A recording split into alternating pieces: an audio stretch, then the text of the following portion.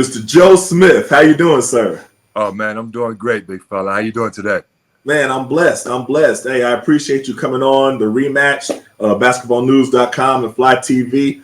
It's interesting because you don't really do a lot of interviews. So when I hit you, I was like, I don't really know if he's gonna say yes because you don't really do interviews that much. But I appreciate you coming on. We just ran into each other this past weekend. Right. He's up here for the ABL alumni game between former Maryland players and Georgetown players. Right. At the Xfinity Center. It was great too. Programs that really mean so much to this area. You know what I mean? So I thought it was just great for the DMV. But what did you think about the whole program, the whole game? I thought it was awesome. I really didn't know what to expect. When they called me to come up for it, I really didn't know what to expect, what type of turnout we were going to have. Right. But when I walked in that gym, man, it was awesome, man. Just to see, like they said on social media, standing room only. Yeah. It was jam packed in there. A lot of Maryland fans, a lot of Georgetown fans, and they really came out and showed out for both sides. And it was a great atmosphere, man. I think that's something that's real positive, like you said, for the area, for recruiting, for all types of things, for the future of the programs, both of them. It's interesting because, it was packed the way that it was, but they really, just kind of put it together in like 6 weeks. Like I had out to like Ricky Goings and, Travis Garrison, all he was doing, and Mark Stern from Capital Hoops and, the whole team. They really just started promoting it and everything like 6 weeks ago, and it was sold out. I mean, that just tells you the magnitude of, how special the two programs are to this area. Exactly. Like you said, I got the call maybe 4 weeks ago, asking me could I come up, and it was something that they really kind of pretty much threw together, and to have the turnout that they had, was amazing. And like you said, the programs for both programs, University of Maryland and Georgetown, I think it's something big, major for recruiting, for building up the programs and being able to get the type of talent and type of players that we compete against each other for, throughout the recruiting process, kind of gives you the edge a little bit. So to see games like that, fun games like that, is always something positive for the younger guys to look up to and see what they can be a part of in the future.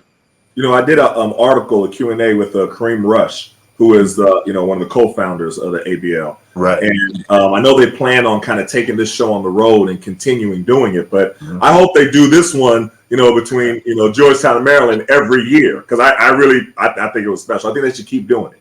I agree. I said that when I left the gym, when I left the game that night. I said, this is something that should be done every year. Yeah. Even though they kicked our butt in the alumni game. I hear you. But anyway, it was more about everybody getting together. But I know bragging rights. They can't. Exactly. But it was a great thing. I think it should be done yearly, and for both programs.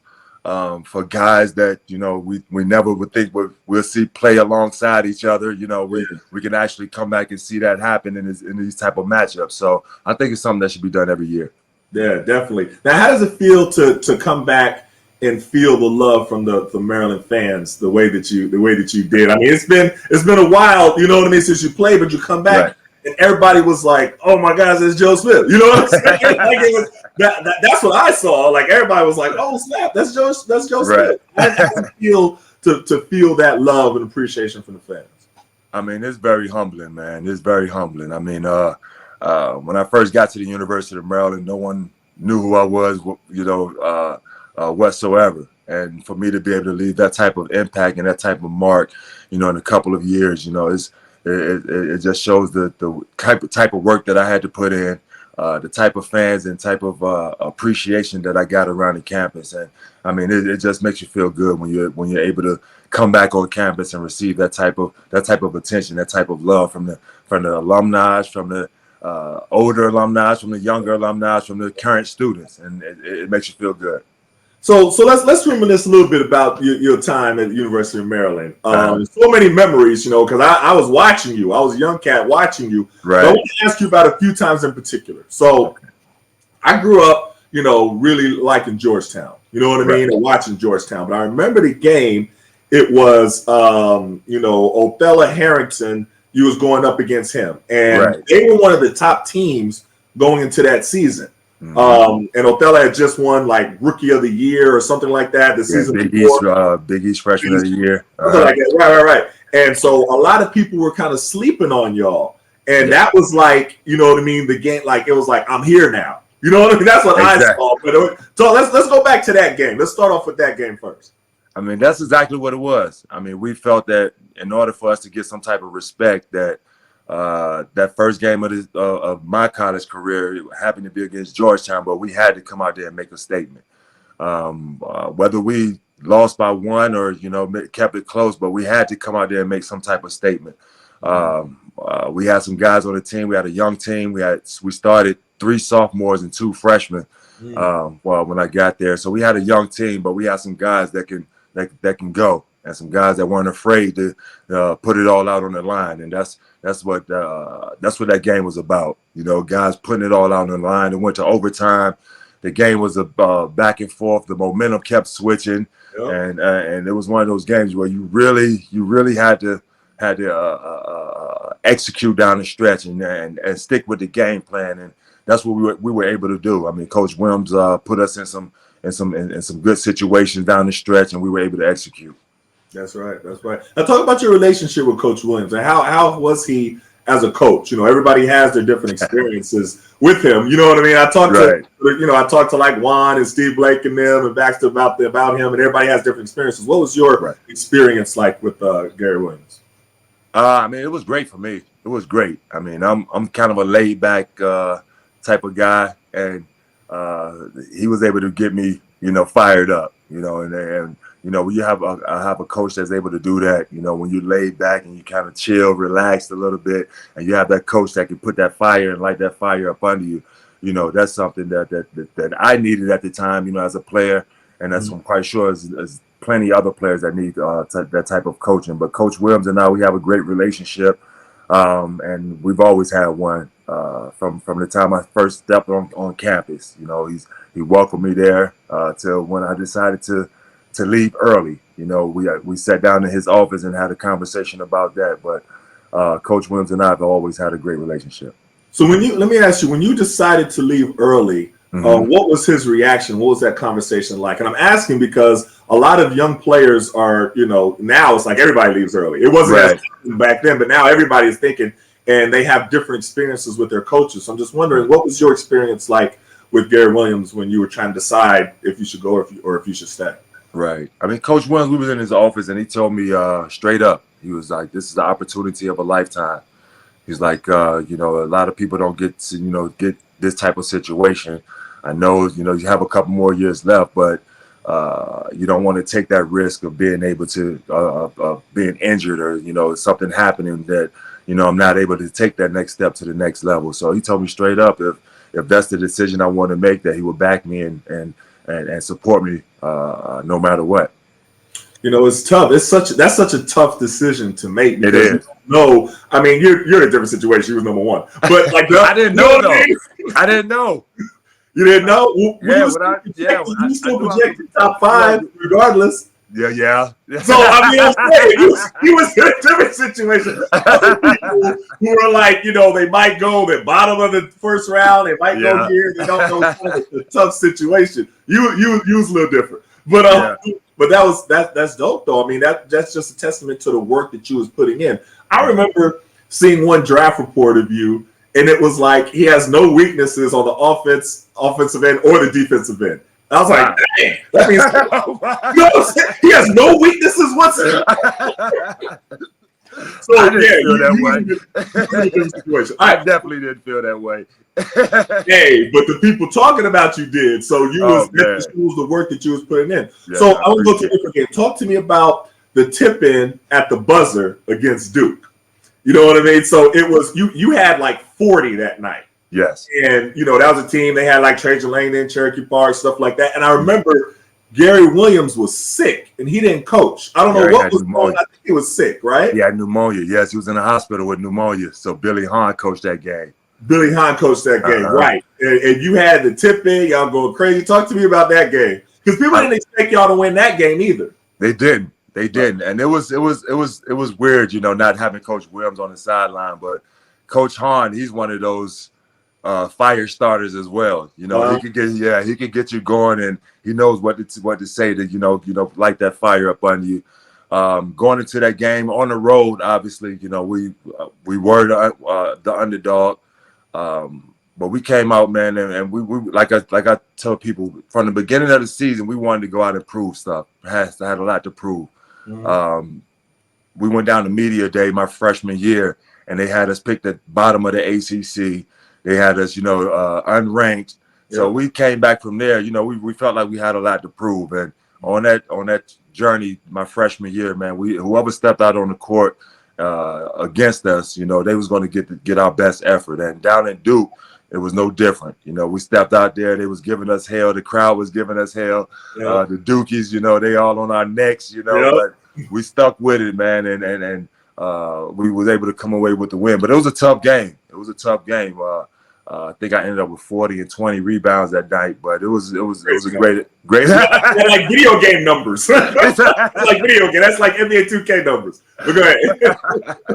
But then the tip in though, like it was like, you know, you never gave up on the play. Right. You know what I mean? Like the play, it was, you know, they could have hit you for a second in the inside. They really should have hit you because he was open. To be honest with you. And they took a tough shot, but you didn't give up on the play. You got the tip in, that's game. I mean, that's a serious play right there. Exactly. That's what I was always taught, man. I mean, I'm quite sure you was too as a big man.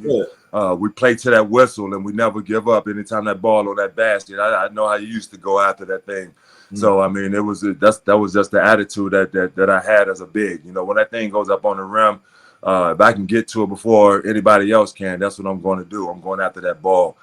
They had a couple 7-footers down there, but I was still able to, you know, maneuver. Never gave up on a play.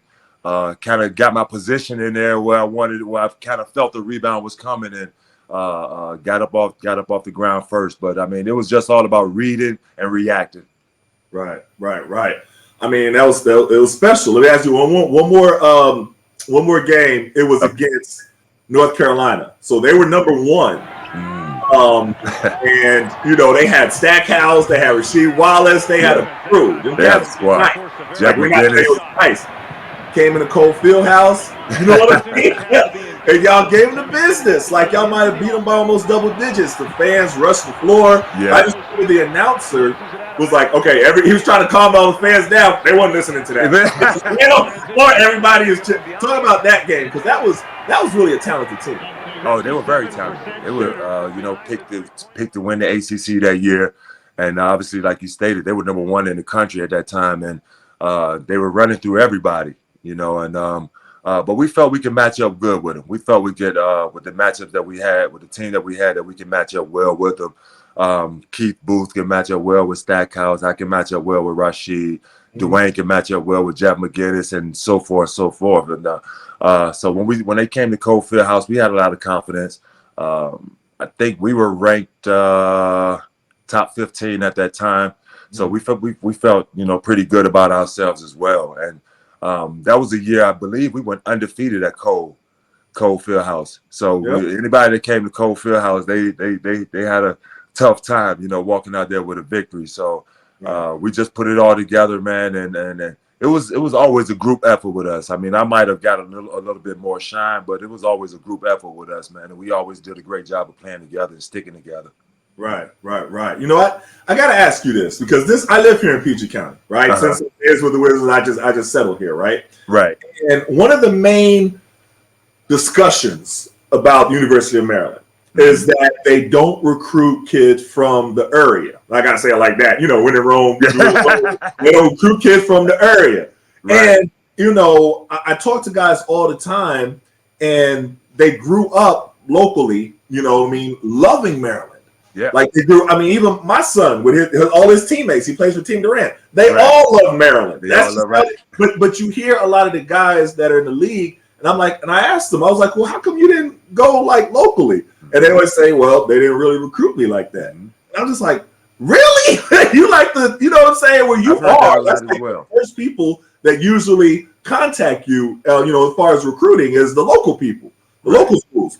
So what is it about? I know things are, kind of changing now and they're trying to go a different direction, but what was it? Like why the local guys didn't really get much love from Maryland? Why is that? I wish I could put a finger on it for you, but I mean I don't know. I don't But know. you heard that though, right? I've heard it. I've heard it from a lot of just probably as many players as you've heard it from. That as we've traveled through the league and talked to a lot of players. But I don't know. I know when we first came out, we had three guys from the area. We had Johnny Rose, Dwayne Simpkins, and X-Tree Hip from the area. Okay. Keith and Rodney Elliott came from Baltimore, came from Maryland. So Gary did a good job of keeping guys in the area. I'm not sure what happened after that, man. I don't know if we started reaching too far away from the area and stopped looking right there, right there at home, or what. But I mean, I think we have enough talent in that DMV area to, put some good teams together for both Georgetown and Maryland. For both programs. So I don't see why there should be an issue with finding talent in that area. Yeah, well, like I said, things are changing now, and Coach Willard, he came in from jump saying that we are going to make a conscious effort to recruit guys from the area. You know what I mean? And they just landed big recruits, Jamie Kaiser, and I watched him play all summer. Like he's good. Like that's a good recruit. And then Jonathan Lamoth, he's a big recruit too, and they both played for Team Durant. So I saw them when they were, a little younger, but they develop. Them cats could go. So that's a good step in the right direction. So hopefully that changes a little bit, because this area, the DMV, I mean, it's really one of the top areas in the country for high school basketball. Right? I've been saying that for years. I mean, there's been some great talent coming from the DMV area. I mean, all the way down to where I'm from in Norfolk. We've always, there's been some great talent in that area all the way up to Maryland. So just to be able to put those guys together and be able to bring a group of guys from the area together, I think it's good to have a start with those two guys. That's a great start. Yeah. And then, it's kind of a trickle-down effect. Once you have two guys from the area that signed with this team, or signed with the school and the program, then it kind of trickles down. You'll start to see more and more. But we have to stay in the area to, in order to, I feel we should stay in the area, to build our programs and to get the team going back in the right direction. Definitely agree. Because we're talented. Definitely. A lot of talent. Yes. So I want to ask you this, because one thing that happened to you, and I don't know if a lot of people realize it, you went number one to Golden State, but something like historically happened, and I don't remember if it was right after you went number one but they changed the rookie scale. That was right after. That was right after, right? No, right before. I'm sorry, right before. Right before, right, and then you came right after. So you was the first class that wasn't allowed to sign big your rookie contract. Correct. And you had to wait those 3 years. That was like monument, because I remember. So then, right before you was Glenn Robinson, right? Yep. Okay, so I remember they was making a big deal because he got like something $100 million right afterwards, and it was a big thing. And then your class came. And what did that feel like? That the number one pick before you got $100 million out the gate, and then now you, the number one pick after him, you know what I mean, had to go to a rookie scale. What did that feel like? I mean, it was weird. I mean, and the way it happened is I declared first, because I knew that there was discussion about the rookie scale. So I declared first, thinking that maybe it'll hold off another year, But right after I declared and I got my agent, that's when they put that scale in, and I couldn't even make the decision to go back. But I mean, it was weird. I felt that they was trying to gain some type of control over what type of money the rookies were making and the young guys were making coming in. So I kind of understood it, but just to be the first class, right after, you see what the number one pick the year before received, that kind of like a knock upside the head, But I understood what the league was trying to do. Yeah. I mean, you had a great career. It was I remember seeing that. Yeah. I was just, dang, I wonder how that feels. You know what I mean? Yeah. I tried to beat it. That's why I left. I tried to beat it because I knew it was coming, but they beat me to it too. Right. Yeah. Now, what was your favorite team that you played on with in the league? Now you played for 12 different teams, right? Right. And because I know that a guy T Mass, I think he barely beat you when playing for more teams. I think he might. Do he have me? I thought I had T Mass. I don't know. I think y'all were close. I know it's close. You might have been close. All right, you might have him, but y'all might have been close. First of all, I'm gonna ask a two-part question. What is it like playing for that many teams? But then, what was some of your the best experiences that you had playing, as far as teams? Like to be honest, man, I enjoyed every stop I made. Every stop I made, there was, learning different cultures in different cities and being in different environments around the country. But not just that, but being able to play alongside so many different guys and being able to see how they prepare and see what they do for games and things like that. But it was a great experience. Every stop I made, great. I say my best stops was probably Minnesota with KG. We had, and I say that because we had the chemistry we had, the type of team chemistry we had. What we did off the court, you can tell they carried onto the floor. We go out to eat, we go out and watch movies, we go bowling and things like that. And, that type of camaraderie, you can see it as we took the floor. So, I mean, that type of chemistry is always accepted.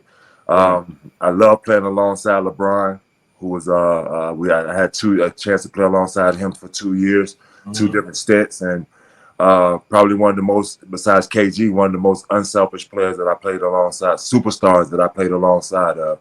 And, he wants you to get better as a player and wants you the best out of you as much as you would probably want the best out of him. So playing alongside LeBron was a great experience. And finishing off with the Lakers, man, that was my team growing up. I was a Magic Johnson fan. I was a huge Lakers fan. And being able to end my career and finish my playing days with the Lakers, man, that was the best way I could go out.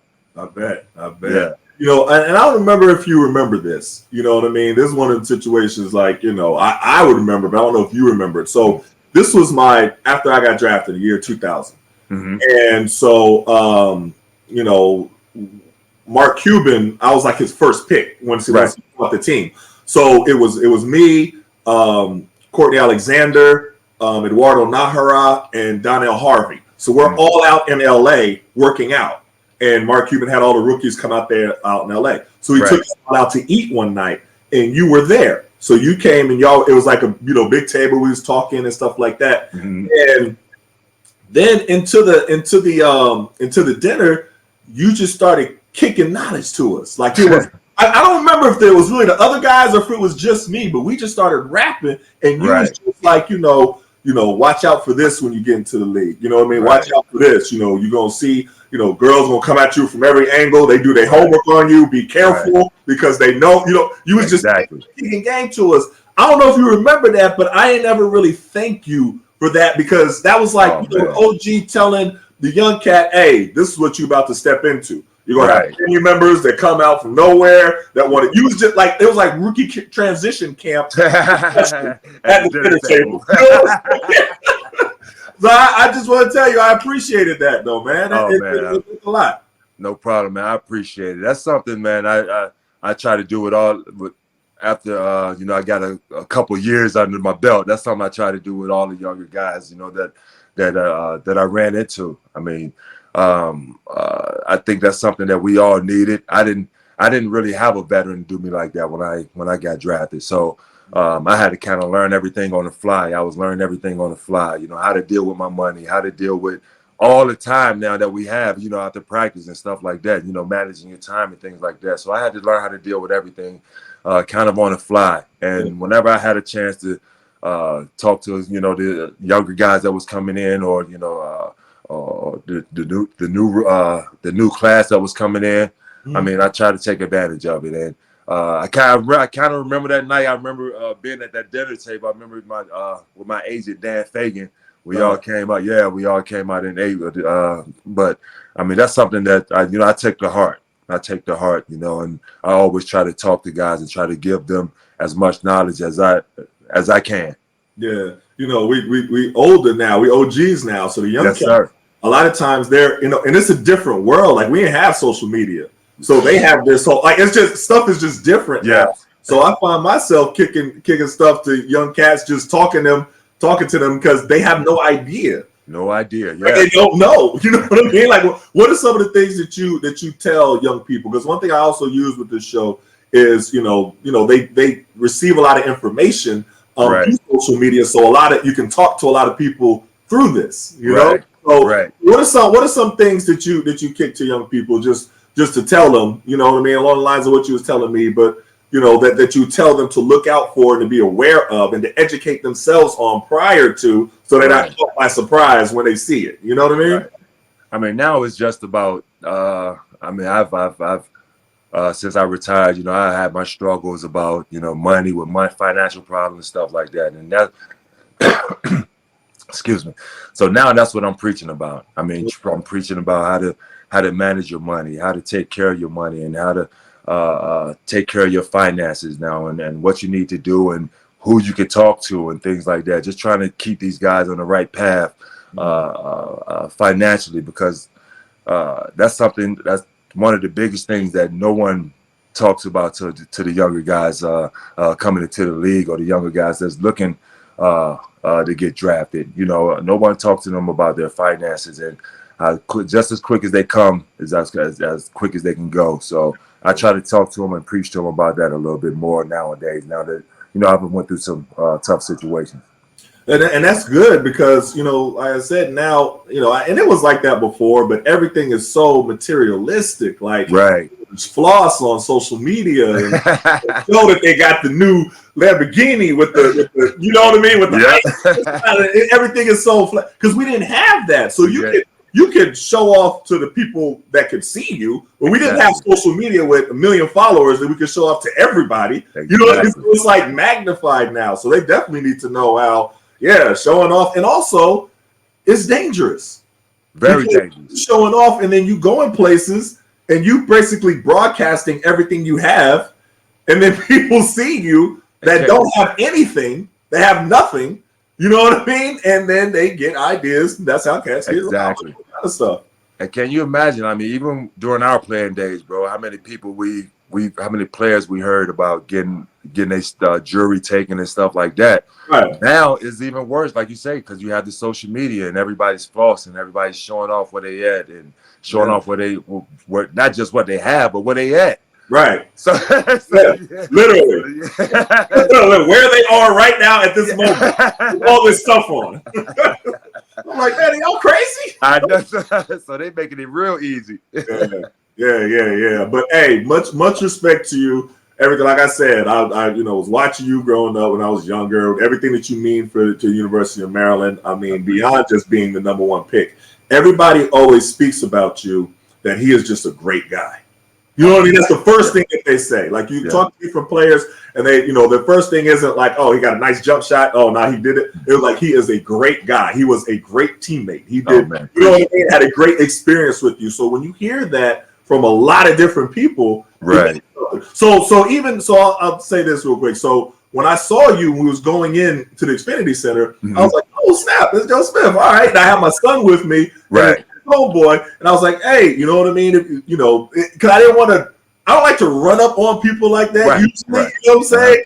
But I was like, oh snap! So they took the picture with you, and then of course they go Google and stuff like that immediately, seeing all different stuff. Dang, you didn't say he was a #1 pick. You know what I mean? That wasn't part of the introduction. I was just like, but you were so genuine with them, and you were so, you know what I mean? And they could see it.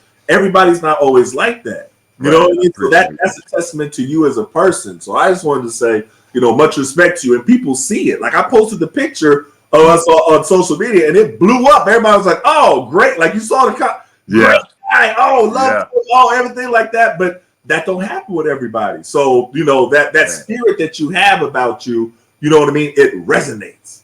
I appreciate it. That's what's special. You know, I appreciate it. It's just the way I was raised, man. My mom, she. I was a God-fearing man. I'm a God-fearing man. Mom's kept me in church, kept me in line, school-wise, and just made sure I kept my head on straight, man. And that's just the way I was raised, and that's the way I try to always be around everybody. I respect everybody. the same way I want this, the same respect that they give, that they will give. So it's just about what you give out, and as far as what you get back, and I try to give out as much positive energy as possible. That's great. Possible. That's great. That's great. All right. So quickly, last question. Tell everybody what you're doing now. A lot of times people want to know. Okay, so what are they doing now? Where can I follow them? Where can I get in touch with them? Something like that. So what do you have going on now? Now I've got the basketball academy, Joe Smith Basketball Academy. I'm down here in Georgia, right outside of Atlanta. Doing skills and development for kids of all age. So if anybody's in the area, just holler at me. Joe Smith Basketball Academy on Instagram. Just Joe Smith on Facebook. Hopefully you can find it because there's so many Joe Smiths out there. Right? Joe Smith, Joe Smith on Facebook, and reach out to me if you got anybody that wants to get trained. I'm looking to get back up there in the Maryland area and do more things up there, up that way, basketball related. So as far as training and skills development. So look forward to putting that out there and getting you guys, anybody that can't get down here to Georgia, I'll be up in the Maryland area very soon. That's great. And let me ask you this. I saw something with A-Rod who was helping you do something with your skills academy or put it together. Tell me how that came about and how he assisted you with this. It was a TV show that they had put together that called Back in the Game. Okay. And it was about retired players that have something that they have an interest, that they're trying to get started, but maybe don't understand or maybe not have all the necessary tools that they need to get it started. So he came along and brought a show, kind of broke down a business plan and things like that, or how to get the business started. We went down to Florida and visited a couple guys that was having basketball camps and basketball clinics, and talked to them about the funds and how much they make and how much they charge per kid and things like that. Came back here to Georgia. They put a floor in the gym for me.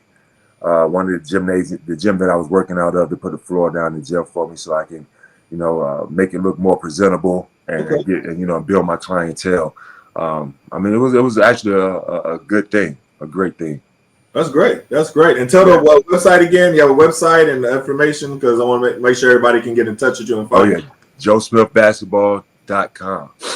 Joe Smith website. Yep. Or social media, like I said, Joe Smith Basketball on Instagram, Joe Smith on Facebook, and Joe Smith Basketball on Twitter. Okay. Cool. Yep. Cool.